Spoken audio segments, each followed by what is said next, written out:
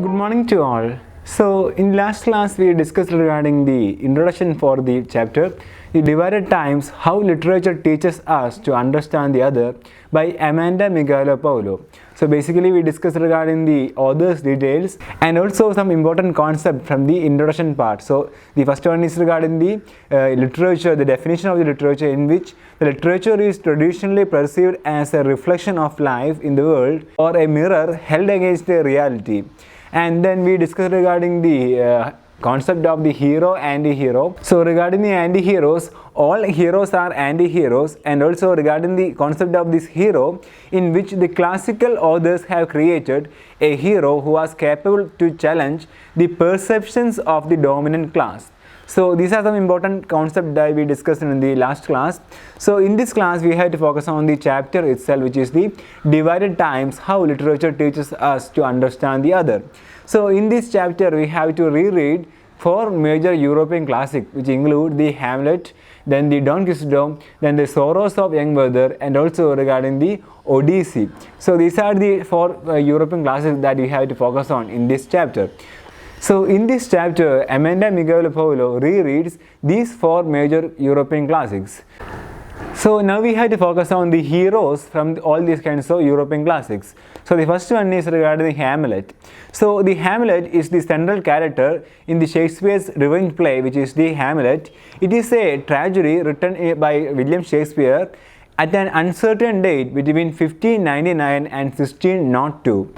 And regarding Hamlet, he is a character identified as an example of indecisiveness or the procrastination.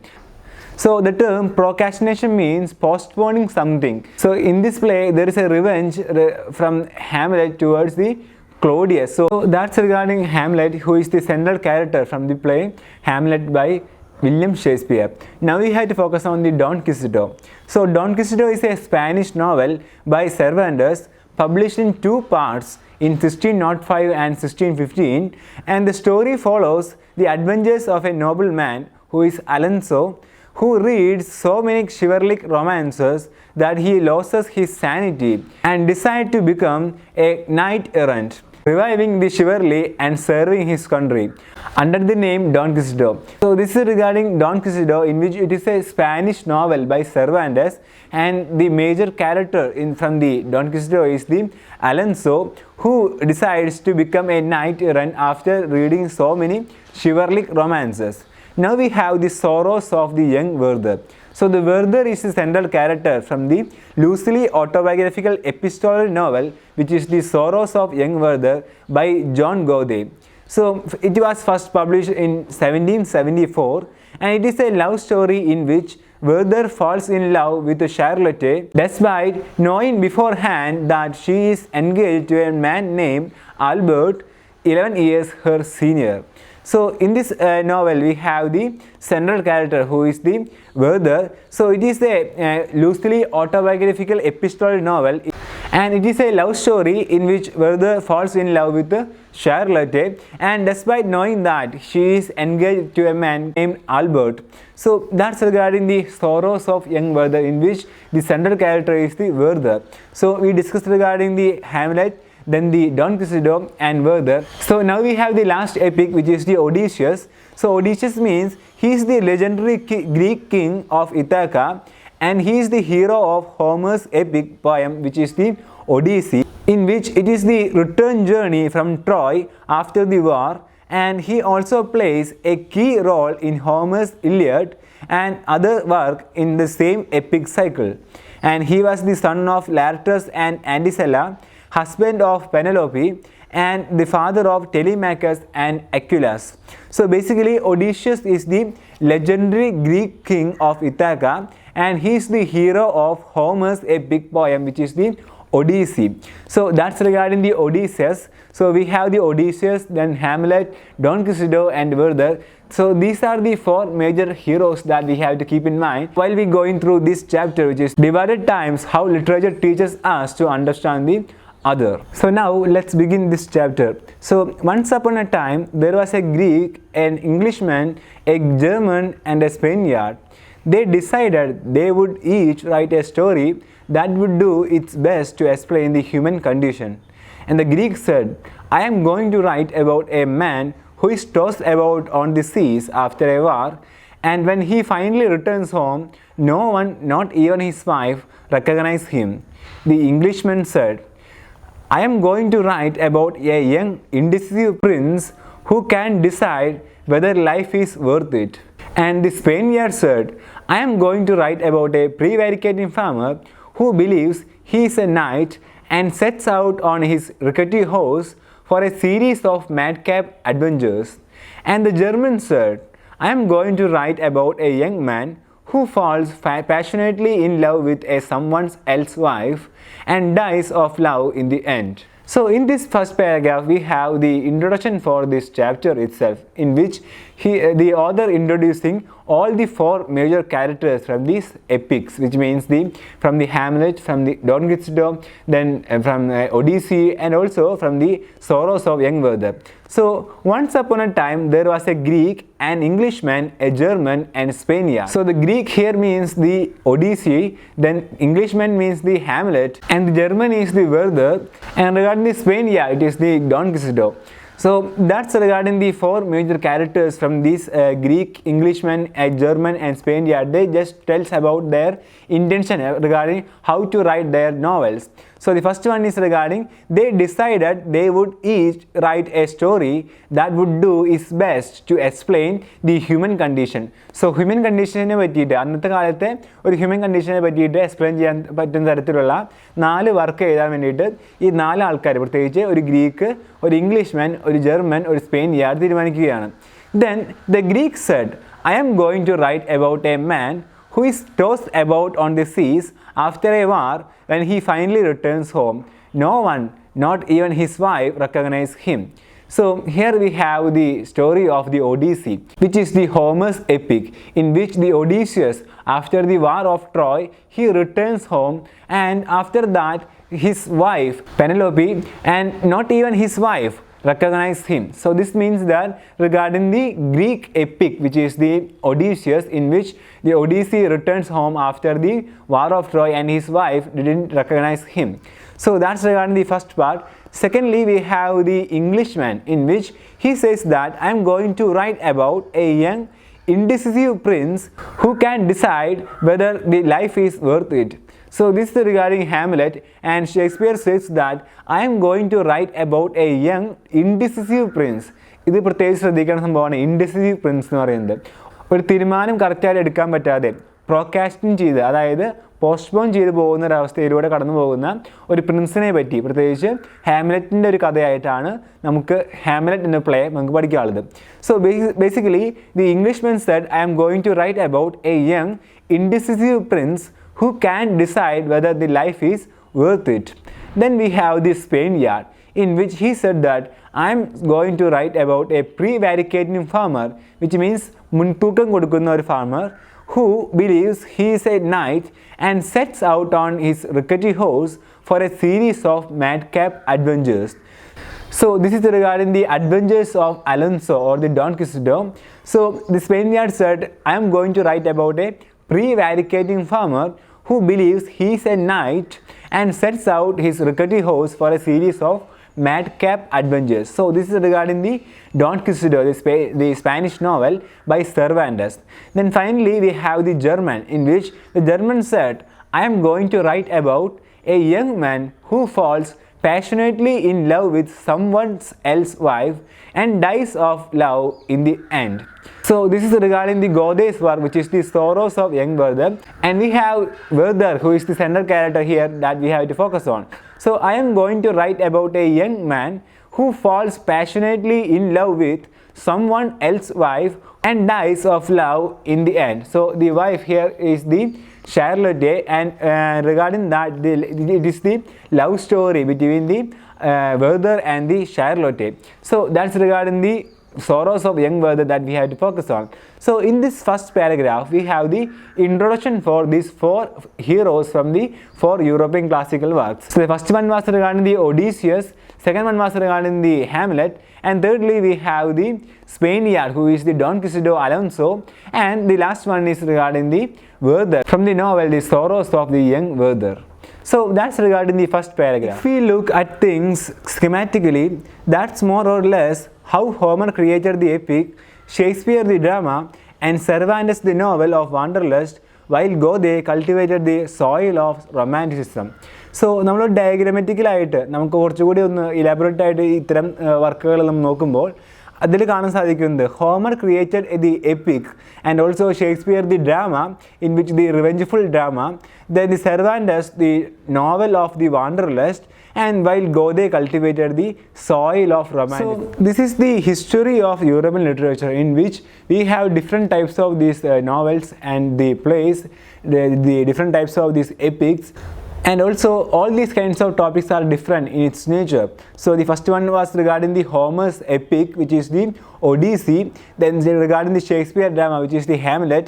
Second, the third one was regarding the Cervantes novel, which is the Don Quixote. And finally the Goethe's work, which is the Soros of young world. So in all these kinds of four major works, we have different types of topics that we have to focus on. So it could be a joke, but it is the history of the European literature. And the strange thing is that these characters after whom every modern and postmodern narrative follows are themselves deeply modern, marginalized anti-heroes. So in all these kinds of the European classical works, we have the modern but the marginalized anti-heroes. So we already discussed regarding the hero anti-hero concept, in which all heroes are the anti-heroes. So for example, in the play Hamlet, we have the Hamlet, who is the central character. He is the hero of that play, and at the end he transformed into the anti-hero roles. So basically we have a bunch of heroes and anti-heroes in all these kinds of works. So European classical works, they introduced these kinds of anti-heroes concept, basically the marginalized anti-heroes. Then today we recognize them and meet them in the light of their popularity. So ഇന്നും നമ്മൾ ഇത്തരം വർക്കുകൾ നമ്മൾ വായിക്കുന്നെങ്കിൽ അതിൻ്റെ ഒരു dimension എന്ന് പറയുന്നത് എപ്പോഴും അതിൽ പറയുന്ന ഒരു സ്റ്റോറിയാണ്, അതിൽ പറയുന്ന ഒരു കണ്ടൻ്റാണ് എപ്പോഴും. But who are they really? So here is the question from Amanda Miguel-Apolo against all these kinds of European classical works, which means that rereading all these kinds of classical works. So who are they really? ആരായിരുന്നു അവർ? Especially these anti-heroes. Then what do the people around them think of them?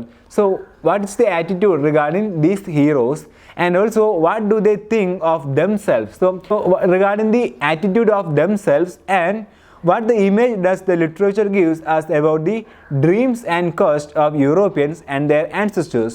So ഇത്തരം വർക്കുകൾ നമുക്ക് തരുന്ന എന്താണ് നമുക്ക് തരുന്ന result എന്ന് പറയുന്നത്, ഒരു മെസ്സേജ് എന്ന് പറയുന്നത്, especially the dreams and quest of the European and their ancestors.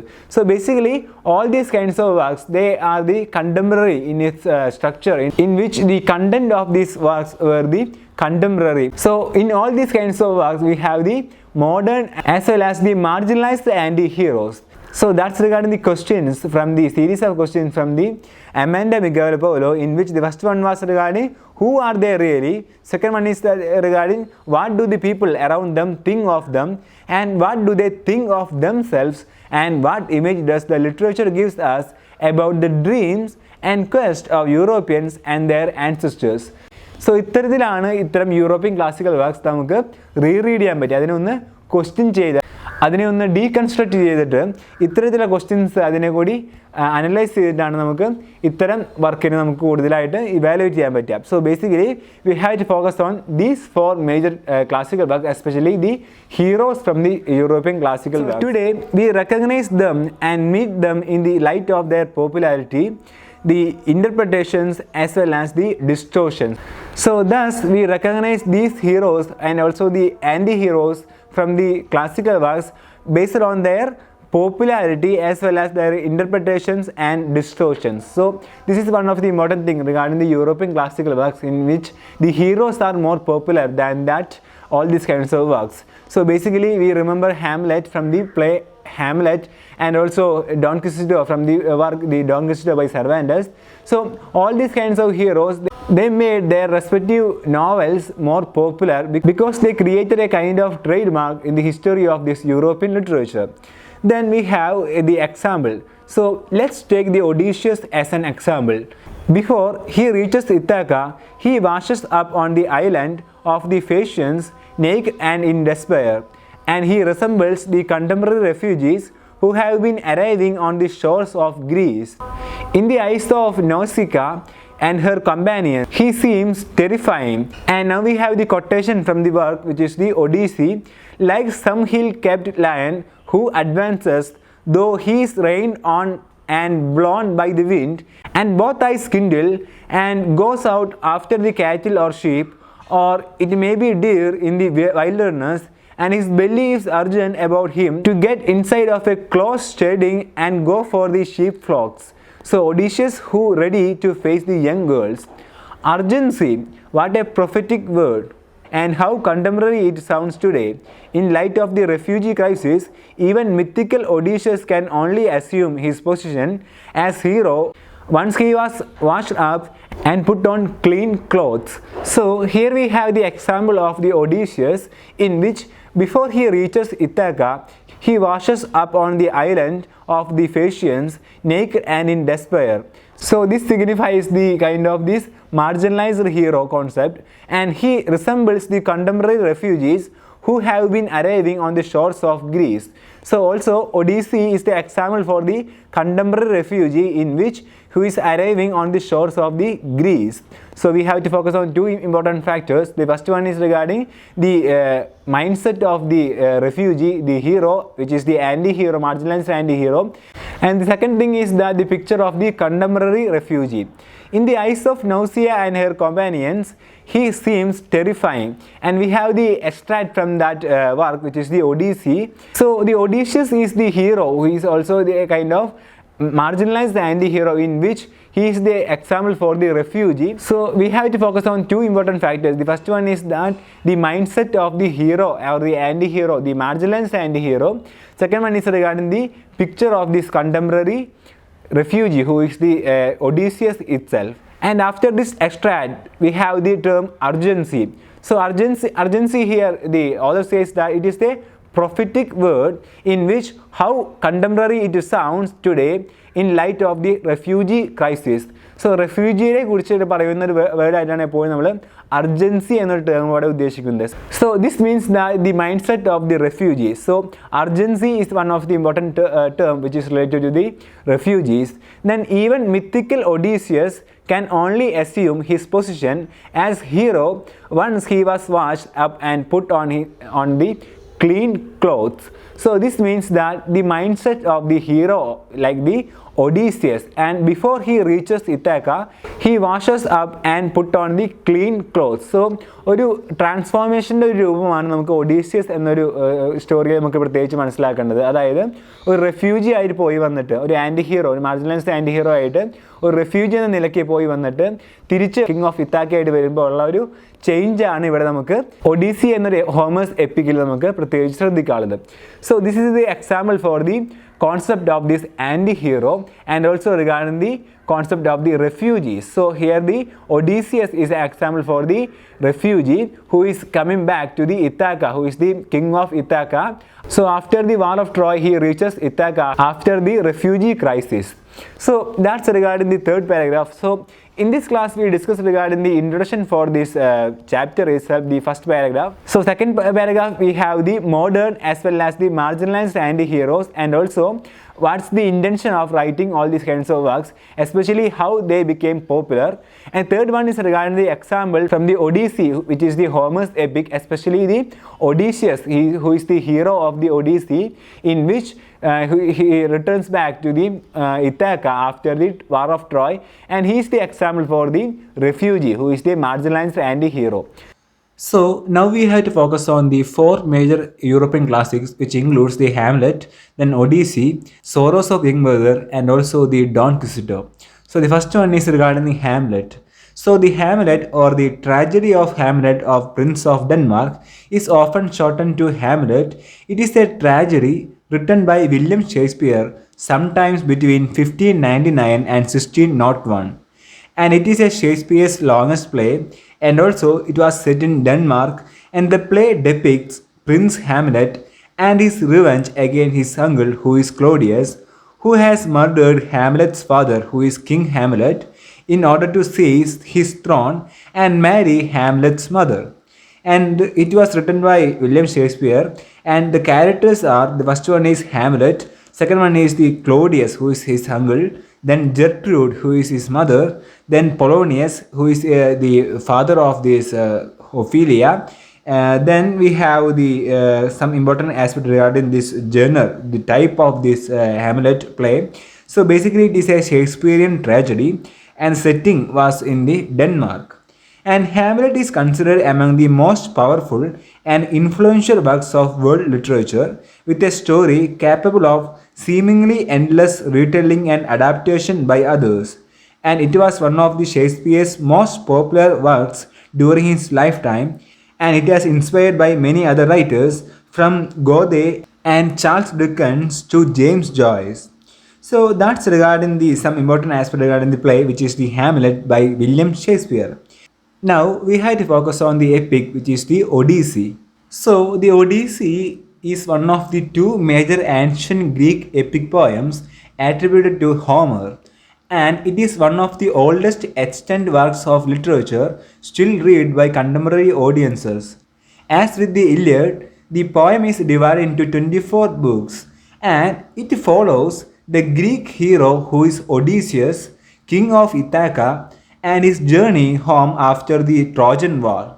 After the war itself, which lasted 10 years, his journey lasts for 10 additional years, during which time he encounters many perils and all his crewmates are killed. And in his absence, Odysseus is assumed dead, and his wife Penelope and son Telemachus must contend with a group of unruly suitors who compete for Penelope's hand in marriage. And regarding this work, which was written in 8th century BC, and also the language is Homeric Greek, and basically it is a kind of epic poetry, and it was published in English in 1488. And also the meter which is used in this epic poem is dectalic hexameter.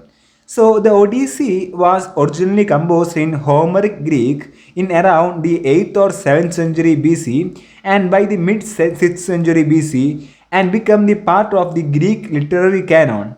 Then crucial themes in this poem include the ideas of nostos, which means return, then wandering, and also testing and omens.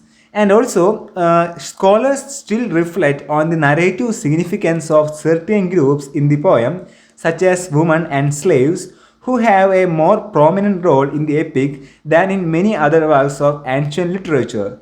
And this focus is especially remarkable when considered beside the Iliad, which centers the exploits of soldiers and kings during the Trojan War. And the Odyssey is regarded as one of the most significant works of the Western canon, and the first English translation of the Odyssey was in the 16th century. And also the first English translation of the Odyssey was in the 16th century. So these are some important details regarding the epic, which is the Odyssey. Then we have the Soros of Young Werther. So the Soros of Young Werther is a loosely autobiographical epistolary novel by John Goethe, which was first published in 1774, and it reappeared as a revised edition in 1787. It was one of the most important novels in the German literature and influenced the later Romantic movement. Goethe, aged 24 at the time, finished Werther in 5.5 weeks of intensive writing in January-March 1774. And the book's publication instantly placed the author among the foremost international literary celebrities and was among the best known of his works. And regarding these works, the author is John Goethe, and regarding the country of origin, which is the Germany, and the language is also German, and the type of this novel, the genre of this novel is epistolary novel, and also the publication date was 29th September 1774, and also it was published in English in 1779. Finally, we have the Don Quixote by Cervantes. So basically it was published in two parts in 1605 and 1615. A founding work of Western literature, it is often labeled the first modern novel, and many authors consider it to be the best literary work ever written. And regarding these details of this novel, the author is Cervantes, and also the country of origin is the Spain. Then the language is early modern Spanish, and basically it is a kind of novel, and the publisher is Francisco de Robles. And the publication date, we have two important parts. The first one is 1605 and second one is 1615, and published in English in 1612, which was part 1, then 1620, which was the part 2. Basically, the plot revolves around the adventures of a noble who is named as the Alonso Quixote, who reads so many chivalric romances that he loses his mind and decides to become a knight errant to revive chivalry and serve his nation under the name Don Quixote de la Mancha. And also, he recruits a simple farmer who is Sancho Panza as his squire, who often employs a unique earthy wit in dealing with Don Quixote's rhetorical monologues on knighthood, already considered old-fashioned at the time. So that's regarding the novel, which is the Don Quixote by Cervantes. So we have four major European classics that we had to focus on. The first one was regarding the Hamlet, second one was regarding the Odyssey, third one was regarding the Soros of Young Brother, and finally we have the Don Quixote by Cervantes. So this is regarding the four major epics that we had to focus on in this chapter. So today we discussed regarding the first three paragraphs of this chapter. So in the next class we had to focus on the second part of this chapter. So that's for today. Thank you. Happy learning.